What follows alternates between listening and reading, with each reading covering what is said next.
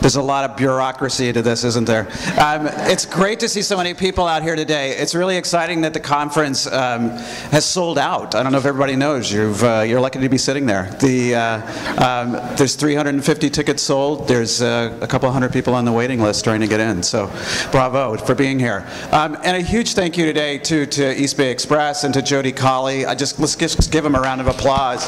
They've done an amazing job. I mean, what's more local than local news? And they just consistently deliver for us. I feel so informed and lucky to have such a great local paper. So my name's Carol Moore. I'm the coordinator for East Bay Green Drinks. Hopefully some of you have been to Green Drinks before. Yeah, there we are. One person's been.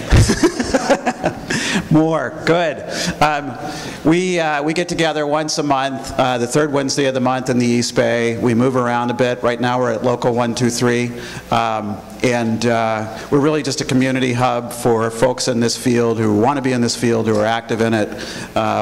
And we welcome you to join us. If you want to know more about us, just go to greendrinks.org and you can find your way through all the Green Drinks organizations around the world to us. But that's not why we're here. We're here because Al Weinrub is here, which we're really lucky to have, Al is the coordinator for the Local Clean Energy Alliance, and I know you're sitting there because you want to know more about that. It's got to be one of the most exciting opportunities I think that we can learn about today is how we can move away from centralized big non-sustainable resources into local sustainable energy systems. And so please just join me in giving Al a welcome, and let's hear from him. Thank you. Well, thank you, everybody. Really appreciate your interest in the topic. I guess in terms of today's conference, I'm the wonk guy who's supposed to be talking about technical stuff, energy, right? Nobody wants to talk about technical details of energy. Well, I'm not going to really talk about technical details of energy, but it's really important that we begin to understand a lot more about energy than we traditionally have, because it's sort of like one of the crucial pieces of life, right? I mean, if you talk about sustainable systems, if you talk about life, you're talking about water, you're talking about food, and you're talking about energy. That's it, right? So that's the thing. All right, so I'm going to talk about decentralized energy systems, and I'll talk about what that means, and then what it means about economic development for our communities. And I'll try to keep it short. I have a lot of things that I could talk about, but I'd rather talk about what you're interested in asking about, so I'll try to zip through it sort of quick so that we can get to the things that really interest you. So I want to talk a little bit about the challenge that we face, then the two different models of renewable power, because you hear about renewable energy all the time, but there's actually a couple of different models, and then one of them is local decentralized energy, which I'm going to talk about a little bit more, what it means, and then what the benefits would be, and if there's time, about how you actually can implement that. I mean, some of the policies and ways of getting there, then with a little bit of a conclusion. So just to get into it, the challenge, well, there's a lot of challenges, but one of them has to do with fossil fuel uses threatening life. And people know about this, about the global warming and the ocean acidification. And today I'm going to talk mostly about electricity, because electricity generation is responsible for about 40% of greenhouse gas emissions in the U.S. So it's not the only thing. It's definitely transportation, you know, is a big one, and industrial use of energy and heat and whatnot is another big one. But the Local Clean Energy Alliance focuses mostly on questions of electricity and electrical generation.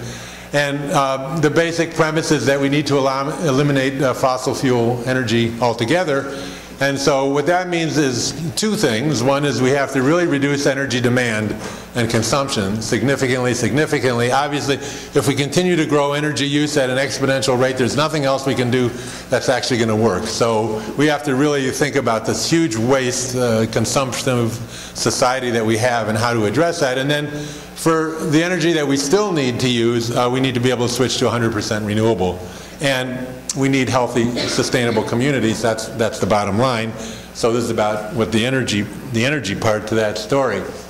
So just to say a word about the current California approach when you're talking about electrical energy use, there's two legislative frameworks. One is what's called the Renewable Portfolio Standard, by which by 2020 California's utilities are supposed to have 33% renewable portfolio, whatever renewable means, but anyway, that's what the law says, and there's some definition. And then the other one is the California Global Warming Solutions Act, which we had a big fight over at the last election about whether it's going to be or not going to be.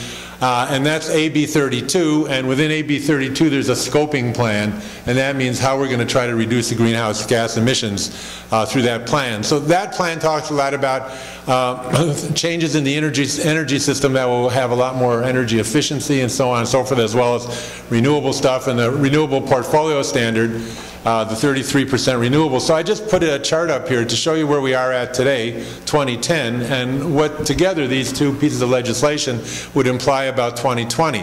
So as you can see here, and I don't have a little pointer thing, but the stuff at the bottom is the fossil fuel, that's the purple stuff. The green stuff is the hydro and nuclear sources of electric energy. The sort of the beige, thank you, that's the renewable energy that we already sort of have in the hopper. And then by 2020, 10 years down the line, under these two pieces of legislation, you'll see that we have some energy efficiency, which is stuck up at the top. Of course, it's projected that demand will increase, because we always project that demand is going to increase. I mean, that's law one, right? And then the renewable energy will also increase as a chunk there. Hydro and nuclear will stay the same. And then you see the dramatic reduction in fossil fuel there. You see the dramatic reduction in fossil fuel?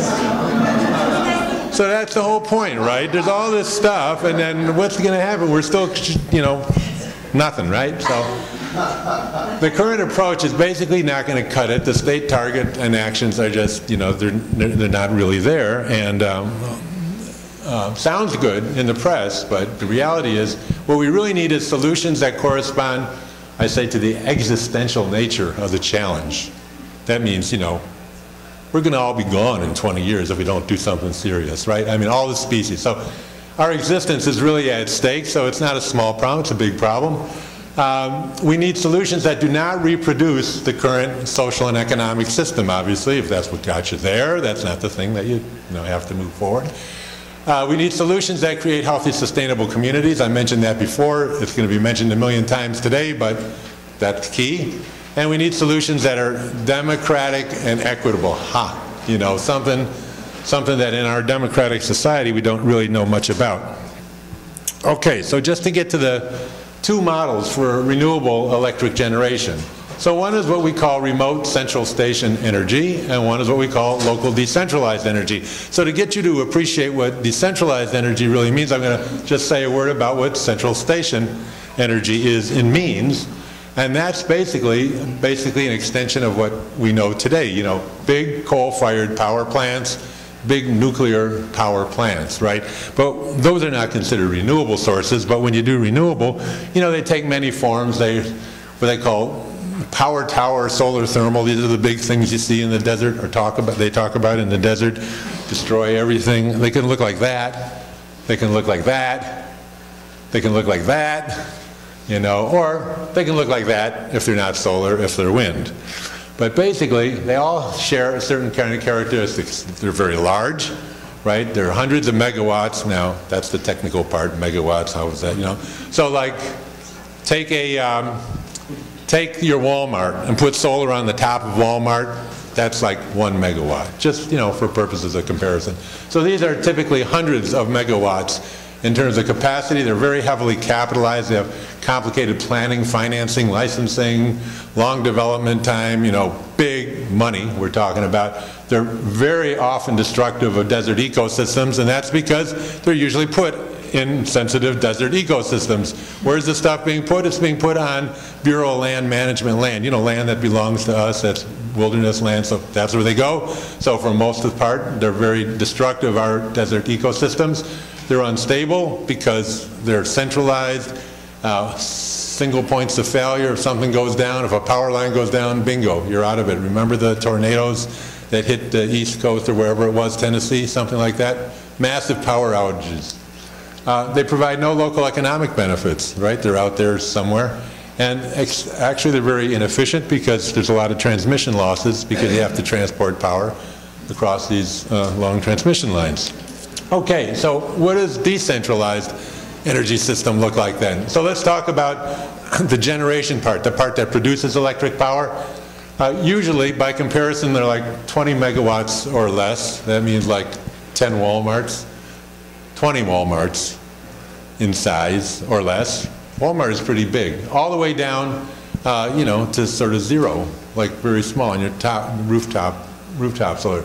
They're located close to use, and there's no transmission lines that are required. So I showed here, like this rooftop. This is a couple thousand watts, you know, a couple kilowatts.